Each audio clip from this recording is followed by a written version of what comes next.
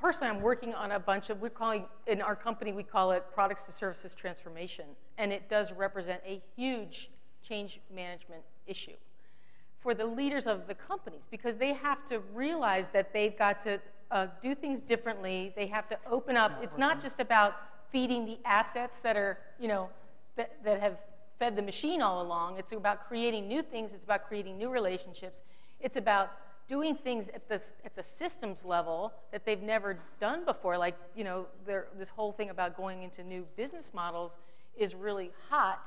But a lot of times you put that under a leader's nose and he says, oh, well, that means I have to talk to the IT department. I don't like those guys. They don't do anything for me. And so there's this big, I think, mindset shift that needs to happen. And there's some companies that are working on this, but most of the companies that are in the manufacturing space that need to do services are unconscious about this.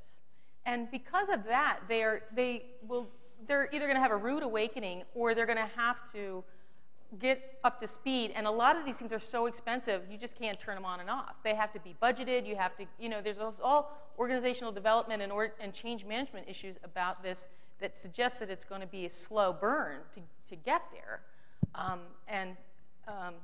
There's a lot at stake, I think, in a lot of these environments.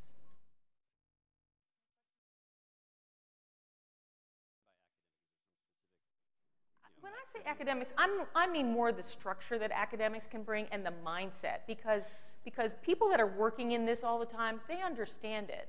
But to bring people along, like, I can't hire easily a service designer. I got to go to 2 schools. I have a question for you. Yeah, Tom.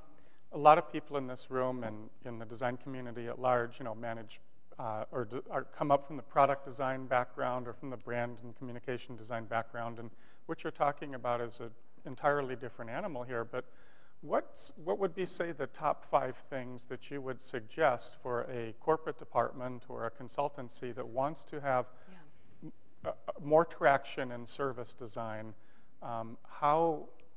What are the top things they should do to try to offer those This is a great question, and I like to answer that question with 3 words, is just do it, really, because you've got so much, designers have so much going on, they have so much instinct for this work, that it's not going to take long for them to get out of the box in terms of doing the research work and doing the concept development work, or even figuring out how to do more dynamic prototyping, because I think that's all around, and you can access that, and that's really important fuel for being able to work on the problem. So I think not being afraid of it, jumping in, and then really asking for the opportunity. And like when I was showing these really weird examples where you would never think a designer would go, well, that's where a designer should go.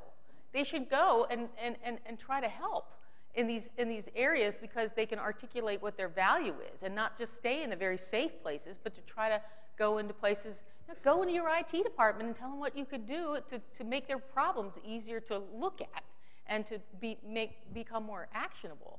So, if you exercise the muscle around that, you'll get better at it and you'll have better instincts. Of course, you won't be successful all the time, but that would be helpful. I think also, just the community could beef this up a lot more. In Europe, there's a lot more activity around service design. There are service design firms, and there's service design centers in a lot of academic institutions, and people are taking it more seriously than they are here.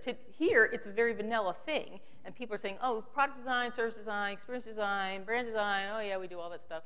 But when I explain to you the difficulties in getting stuff done, that's where it's helpful to have a little bit of academic, support. And I think to be trained to anticipate some of these issues and problems, like how do you transfer the information to an IT supervisor, for example? How do you transfer what needs to be done to an HR person that's got to train 100,000 people on your new idea?